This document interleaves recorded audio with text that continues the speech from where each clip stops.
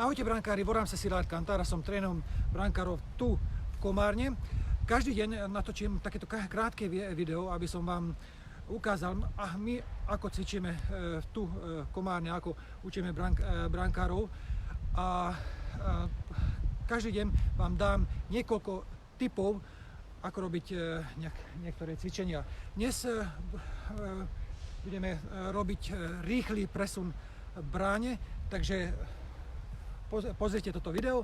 Začínajú chlapci z Komárna.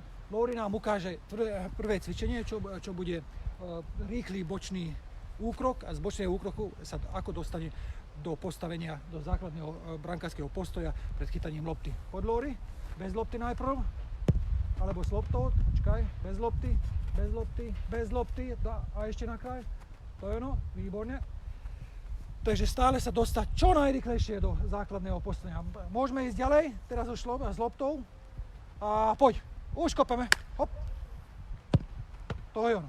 Rýchly presun a dostoj do základného postoja. To je ono. Rýchly presun do základného postoja. To je ono. Poď, ďalší. Hop. Pozeráme na loptu. Čo najrýchlejší presun, poď. A môžeme do riam. Poď. Áno. Áno, to s bočným postavením, bočnými úkrokmi. Poď. Ešte raz každý. Poď. Toto cvičenie sa dá robiť aj v dvojici, trojici.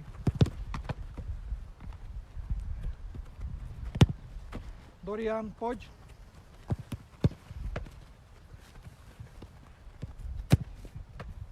Dobre. Ďalší presun bude s prekročením, keď prvý krok, aby sa ešte rýchlejšie chlapci sa dostali do toho základného postoja, takže nebude to bočným úkrokom, ale behom, vlastne bočným behom. Lori, ukáž to prosím ťa bez lopty. Áno. Výborne, Lori. Bravo. Môžeme ísť chlapci teraz s loptou. A rýchly beh, to je ono. Áno, poď Marci.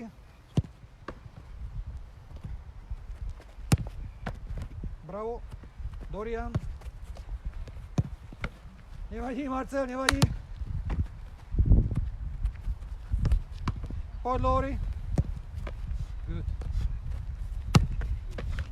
A čo najrýchlejšie dostať do postavenia. Bravo. Áno. A poď čo najrýchlejšie, Marcel. Rýchlejšie. Rýchle nohy. Poď Dorian. Čo najrýchlejšie do postavenia. To je ono. Dobre, ďakujem chlapci, super. Tak toto bolo dnešné video. Zajtra zase prídeme a budeme ukázať nejaké ďalšie cvičenia a ďalšie tipy na tréning. Ahoj!